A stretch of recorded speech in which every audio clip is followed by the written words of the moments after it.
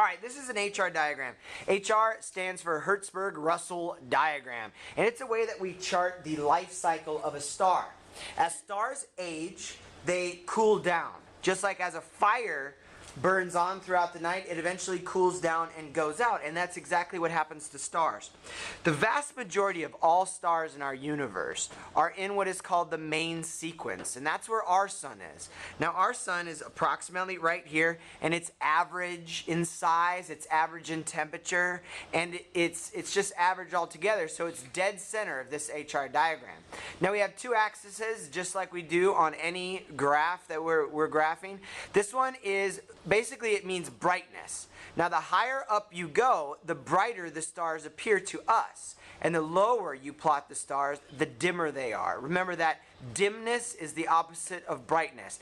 Now they're not going to use the word brightness because they want to challenge you. They're going to use either the word luminosity or magnitude. Both of those mean brightness. So I put them on your sheet. So they're going to use luminosity or magnitude. The stars down here are very dim. What is dim? Can't see it. Yeah, they're there, but they're very dull. They're not bright. They don't produce a whole lot of light.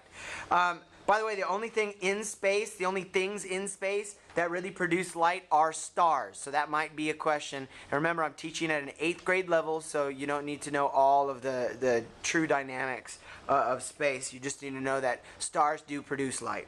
All right, now stars that are plotted up here, they're extremely bright. Now they could be bright for one of two reasons. They could be bright because they're burning extremely hot and they're very close to you, or they could be just gigantic in size, very big stars. Now a small star that is very close to you could look brighter to you than a huge gigantic megastar that is tons and tons and thousands of light years away. Okay? So how close and far away they are to you really does affect their brightness. So when a star is first born, it's born in this region. It is the hottest and brightest it will ever become. Now if you look down here, the very hottest stars are right here. So if I plotted a star right here, that would be the hottest star I could possibly have, and it would be the dimmest star I could possibly have. If I plotted a star right here, this would be the brightest and hottest star that the universe has to offer. If I plotted it on this far corner, would it be very bright? Yes. It would be just as bright as this one, but what about its temperature? It'd be cool. And then finally, when all stars die, they end up down here in this region. They eventually go cold, they go cool, and they're dim, and you cannot see them anymore.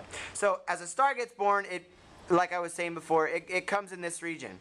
As it ages, it begins to cool down, and it changes its color. It goes from blue, which is the hottest, then to white, then to kind of yellow, then to orange, and then to red, and then it burns out. Okay? So the majority of all stars in space are located along the main sequence. Our sun is right here. It is average. It is yellow. It is not bright. It is not that big. It is just average. But it's perfect for us.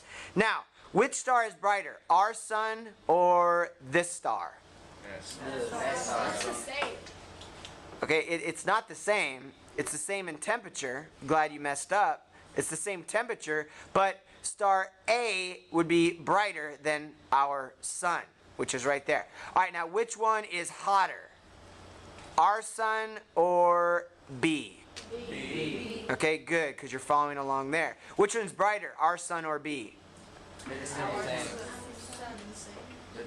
They're the same brightness, okay, because brightness is along this axis.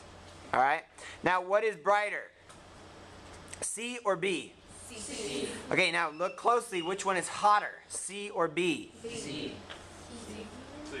Or B? C is hotter because if I plot down,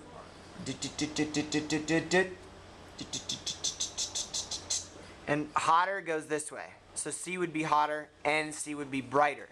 Yes? Isn't that like the opposite? Like, isn't cool supposed to be blue and hot supposed to be green? Nope. No. What is opposite about this, though, is that it goes from hot to cool, dim to bright. All right? It doesn't make a whole lot of sense. It's like when Usually this is 0.00, right? The origin is 0.00 over here in most of math. Well, if I plotted a star right here, that would be the hottest star I could possibly get. 00 would be plotted like over here, which is why it's weird. So on the test, just pay attention to this, to the fact that these are dim and it goes to bright. These are hot and it goes to cool, and you should be fine. Now all of these, white dwarfs, supergiants, red giants, we'll talk about those when I introduce the different aspects of space, the different components of space. But for right now, that's all you need to know about the HR diagram.